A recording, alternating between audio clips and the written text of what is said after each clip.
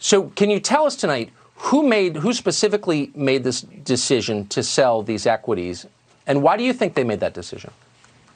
Well, Tucker, let me start at the beginning. When I was appointed to the Senate, what I did is I spent time with lawyers making sure I understood not only SEC requirements around being in the Senate, because I come from the private sector. I have 20 years of experience in financial services. Right. But I also spent time making sure I understood the Stock Act and the rules under the Senate Ethics Committee for how we perform our financial transactions. I decided that I was going to maintain the same posture that I had in the financial services industry, which was to have a third-party person that was a set of advisors that were fully charged and able to make these transactions on my own so that I did not have to be involved in any of the decision making around these financial transactions. And that worked very well in the private sector. It kept us from having to have concerns around insider trading, and that's what I maintained in the Senate, and that has allowed me to be able to work hard for the American people and focus on the things that I came here to Washington to do. Okay, I understand that. Let me just back up, though, and ask you. So there are in the set of transactions that have become publicly available, there are 29, 27 of them, as we noted, were sell, 2 were buy. It was a pretty strong market at the time. A lot of people weren't doing what you did, and the stocks that were shed, some of them, not all, I mean, this is a mixed bag to some extent, but some of them were stocks that really got hammered. So I'm just wondering, I'm not accusing you of anything, but I'm wondering again, who specifically made that decision for you, and on what basis do you think? So, Tucker, that would be the financial advisors that are charged with conducting trades in our portfolios, which we don't have a say over. And, you know, I think the most important thing is that I am informed only after those trades are made. I have nothing, you know, in terms of a say in what buys and sells are executed, what that timing is, and I'm only advised after it happens, almost concurrent with the public reporting that we do here. Right. Okay, well, that makes sense. So you said you received notice of this. You got the list of the stocks that have been sold and the 2 that were purchased on February 16th. So not that long after that. So you knew. I mean, wow, they're selling a lot of equities here. I want to put on our screen for our viewers a video that you released after you learned this, and here it is. The good news is the consumer is strong, the economy is strong, jobs are growing. Our president has done a fantastic job making sure that we're in the best position to manage through this situation. So I wonder, I mean, you said you looked at this and you spent all those years in business and you noticed that they're dumping retail, for example. People weren't doing that. I mean, some were, but most weren't. And then you issued a video saying that the economy's totally fine. Do you, in retrospect, think maybe you should have hinted that maybe it's not fine, obviously? I mean, just by your portfolio sheet, you'd know that, right? Well, look, Tucker, this situation has dramatically changed in the space of 3 months. I think none of us could have predicted where we would be today.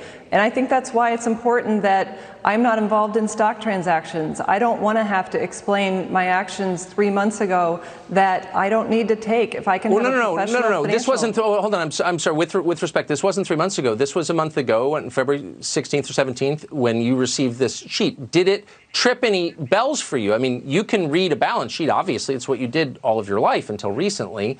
Did you think maybe this portends something ominous for the economy? Did that thought cross your mind? Tucker, this is kind of normal course for managing portfolios. Some months you have buys and sells, some months you have buys, some months you have sells. I trust the professionals that manage our portfolio. I don't get involved there. I don't have a say. I don't want to have a say. I want to focus on my work for Georgians. We should be talking about coronavirus right now. I get it. I get it. Well, then, and I'm not. Again, I'm not accusing you of executing the trades yourself. It sounds like you didn't, and I don't. You know, I'm not saying that you did. I'm just wondering about the broader question of assuring the public that the economy is fine and coronavirus can be managed. When, of course, given your position, you know that that's not true. So I'm asking you why you did that. Tucker. That's not true, Tucker. We just had unemployment reports that were strong. In fact, January unemployment, 80,000 additional workers were added to the payrolls once February was reported. So we've created like 600,000 jobs this year. We have very strong numbers. And heading into March, None of us knew where we would stand on March 20th. We are where we are today. We need to turn our focus to the American people. People are hurting. They're wondering about their jobs, what's happening to their family. 30 million kids are out of school. 5 to 7 million waiters, waitresses, line chefs are out of work. We need to find I'm a way very to aware. address No, this we do problem. shows on, absolutely, and we do shows on it every night, and we share your concern 100%. So your colleague, Richard Burr, do you think that he should be indicted for what he apparently did? Of course, it would be illegal to use information he obtained in the Senate to profit. He clearly did that. Should he be indicted for it? Should he resign? Look, Tucker, I've been in the Senate 11 weeks. I spent a lot of time in advance getting my own situation set before I came to the Senate. I didn't advise my colleagues on how they manage their financial situations. I don't know what his situation is. I can't speak for him, and I won't speak for him. I think he's been very forthcoming in terms of saying that he's willing to step in front of the Senate Ethics Committee, and I applaud that. Well, no, but I'm not asking you to give him financial advice, obviously, or to tell him what he should do next. I'm just wondering what you think should happen next. Do you think that, given what we know, and he has conceded that he made these trades himself at exactly the same time that he was assuring the public everything was fine, he lied, and you believe that going before the Senate Ethics Committee, I've been in Washington my whole life, I'm not even sure what that is. I know that nothing happens there. You think that's an adequate response? Look, Tucker, I don't know what Senator Burr knew or knows. I can't predict what his state of mind will be in front of the Senate Ethics Committee, what it was when he made decisions about those trades, what information he had. I know that, you know, many of our briefings were instantly out on Twitter. As soon as I walked out of the meeting, these were called closed meetings. They weren't classified, they were closed. But as soon as I got out, the information was already on Twitter. It was in the public domain. Right. Well, but here you have, and again, you don't need to speak for Richard Burr, but I just want to be clear for our audience, and I wouldn't ask you to. But he wrote an op-ed on our website saying, you know, everything, we're good to go, everything's fine, you know, we're in good shape. And then he gives this speech comparing coronavirus to the Spanish flu epidemic of 1918 that killed up to 100 million people. So you have to think there's a massive disconnect between what he's saying in public and what he privately believes. Is that a problem if there are leaders on all sides? And I would say the same, by the way, of Dianne Feinstein, who behaved disgracefully as well. I mean, is that a problem, do you think? Well, Tucker, it comes down to the timeline. This is a fast-moving situation, and, you know, I think we have to lay it out and say, you know, what did we know and when, and what did you say and when? And none of us believe today what we believed on February 1st. February 1st, we were locked into impeachment. We were heading into the State of the Union. We were having the prayer breakfast. There were a million things going on in Washington. No one was locked down, other than President Trump had rightly said that we need to seal off the border from flights coming in from China because there were 24 deaths in the Wuhan province. Amen. And I'm glad that he did that. I got a briefing from, or I had a long conversation, closed-door conversation with a government official, very well-informed government official on February 3rd. I checked my date book on it.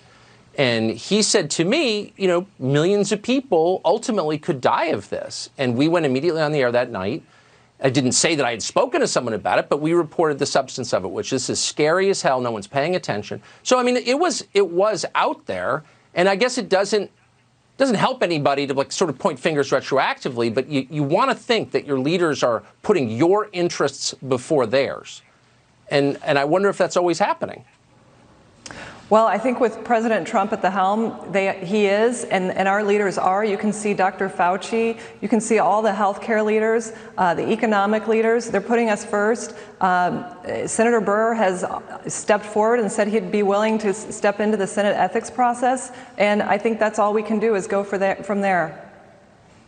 Right. Okay. I would just ask one last question. Have you heard today? I mean, this is an editorial comment, but I can't control myself. It's hard to believe that Richard Burr, and I agree with him on most political issues, so it's not like I've got political bias here at all.